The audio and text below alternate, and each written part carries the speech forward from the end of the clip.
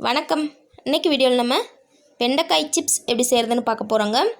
இந்த சிப்ஸு நல்லா கிறிஸ்பியாக ரொம்ப டேஸ்டியாக இருக்குங்க. ரொம்ப சிம்பிளாக செஞ்சிடலாம். இந்த சிப்ஸை ஈவினிங் ஸ்நாக்ஸாகவும் யூஸ் பண்ணிக்கலாம். அதே நேரத்தில் மதிய லஞ்சுக்கு வந்து சைடிஷாகவும் யூஸ் பண்ணிக்கலாம். ரொம்ப டேஸ்டியாக இருக்குங்க. வாங்க இந்த வெண்டைக்காய் சிப்ஸ் எப்படி செய்கிறதுன்னு வீடியோவில் பார்க்கலாம். ஃபஸ்ட்டு வெண்டைக்காயை கட் பண்ணி எடுத்துக்கலாங்க. வெண்டைக்காயை வந்து நல்லா கழுவிட்டு ஈரம் இல்லாத மாதிரி நல்லா தொடச்சிட்டு அதுக்கப்புறம் கட் பண்ணிக்கோங்க. ரொம்ப வந்து தின்னாக வந்து கட் பண்ணிக்கணும். அப்போ தான் வந்து சிப்ஸ் நல்லா மொறுமொறுப்பாக இருக்குங்க. பாருங்கள் எந்த அளவு தின்னாக கட் பண்ணியிருக்கேன்னு. இதே மாதிரியே இருக்கிற எல்லா வெண்டைக்காயும் கட் பண்ணி எடுத்துக்கலாங்க. எல்லா வெண்டைக்காயும் ஒரே அளவில் இருக்க மாதிரி பார்த்து கட் பண்ணிக்கோங்க. எல்லா வெண்டைக்காயும் கட் பண்ணிவிட்டு ஒரு பவுலில் சேர்த்துக்கலாங்க. சேர்த்துட்டு பொரிக்கிறதுக்கு தேவையான மசாலா எல்லாம் சேர்த்துக்கலாங்க. ஃபஸ்ட்டு 2 டேபிள் ஸ்பூன் அளவுக்கு கடலை மாவு சேர்த்துக்கலாங்க. அதுக்கப்புறம் 1 டேபிள் ஸ்பூன் அளவுக்கு அரிசி மாவு சேர்த்துக்கலாங்க. அரிசி மாவுக்கு பதிலாக நீங்கள் கார்ன்ஃப்ளவர் மாவு கூட சேர்த்துக்கலாம். அதுக்கப்புறம் இந்த சிப்ஸுக்கு தேவையான அளவு உப்பு சேர்த்துக்கலாம். அதுக்கப்புறம் 1 டீஸ்பூன் அளவுக்கு தனி மிளகாய்த்தூள் வந்து உங்கள் காரத்துக்கு தகுந்த மாதிரி சேர்த்துக்கோங்க.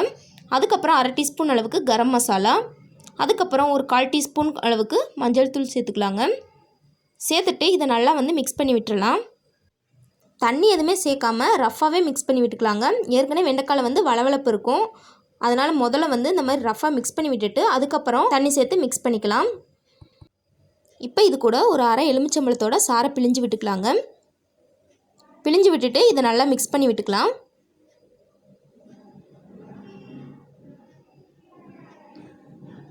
இந்த அளவு நல்லா மிக்ஸ் பண்ணி விட்டதுக்கப்புறமா இப்போ இதில் கொஞ்சமாக தண்ணி தெளித்து மசாலா எல்லா வெண்டைக்காயோட நல்லா கோட் ஆகிற மாதிரி நல்லா மிக்ஸ் பண்ணி விட்டுக்கோங்க.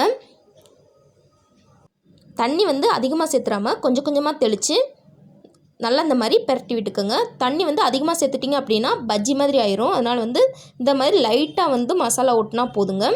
பாருங்கள் இந்த அளவு நம்மளோட வெண்டைக்காயில் எல்லா மசாலாவையும் சேர்த்து மிக்ஸ் பண்ணி வச்சாச்சு.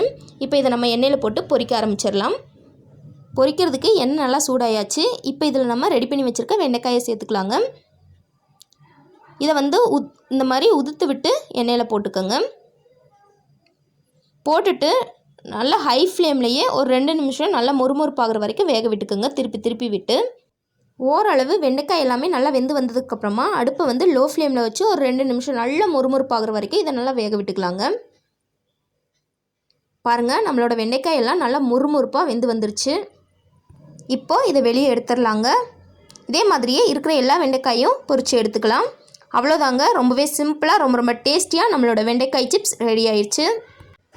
பாருங்கள் எந்த அளவு பர்ஃபெக்டாக ரொம்ப கிறிஸ்பியாக ரொம்ப டேஸ்டியாக நம்மளோட சிப்ஸ் ரெடி ஆகிருக்கணும். கண்டிப்பாக இதே மாதிரியான வெண்டைக்காய் சிப்ஸ் உங்கள் வீட்லேயும் ட்ரை பண்ணி பார்த்துட்டு எப்படி வந்துச்சு அப்படிங்கிறத மறக்காமல் கீழே கமெண்ட்டில் சொல்லுங்கள். இந்த வீடியோ உங்களுக்கு பிடிச்சிருந்தால் லைக் பண்ணுங்கள், ஷேர் பண்ணுங்கள். மறக்காமல் நம்ம சேனலை சப்ஸ்கிரைப் பண்ணிக்கோங்க. தேங்க்ஸ் ஃபார் வாட்சிங்.